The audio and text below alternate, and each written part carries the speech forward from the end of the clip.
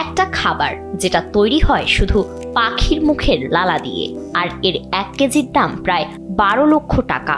শুনতে অবিশ্বাস্য লাগলেও এটাই বাস্তব।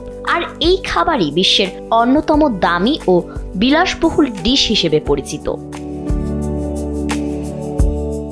বিশ্বের সবচেয়ে দামি এবং অদ্ভুত খাবারের তালিকায় প্রথম দিকেই থাকে বার্ডস নেস্ট স্যুপ বা পাখির বাসার স্যুপ। এটি মূলত তৈরি হয় দক্ষিণ পূর্ব এশিয়ার পাওয়া সুইফট নামের এক ধরনের ছোট পাখির বাসা দিয়ে।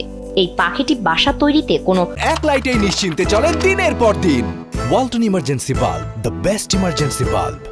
খড়কুটো বা পাতা ব্যবহার করে না।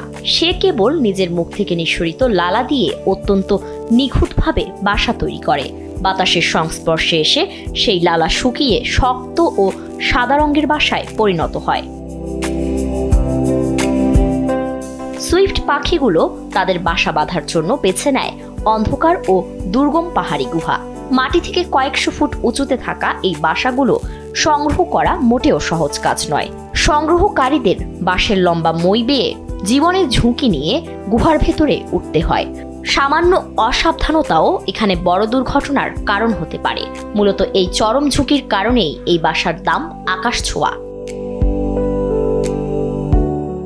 একটি ছোট বাটির দামই সাধারণত প্রায় $100 বা প্রায় 12,000 টাকা পর্যন্ত হতে পারে। বাজার ভেদে এর বাসা 2 ধরনের হয়ে থাকে। বিরল লাল রঙের রেড ব্লাড নেস্ট, যার দাম প্রতি কেজি প্রায় $10,000 পর্যন্ত পৌঁছাতে পারে। পাখিটি যখন প্রথমবার বাসা তৈরি করে তখন সেটি সংগ্রহ করা হয়। এরপর দ্বিতীয়বার যখন পাখিটি আবার বাসা বানায় তখন আর তাতে হাত দেওয়া হয় না। তাকে নিরাপদে ডিম পাড়তে ও বাচ্চা বড় করার সুযোগ দেওয়া হয়, যাতে এই বিরল প্রজাতি টিকে থাকতে পারে। চীনা সংস্কৃতিতে এই স্যুপ শুধু সুস্বাদুই নয় বরং পুষ্টিগুণে ভরপুর বলেও বিশ্বাস করা হয়।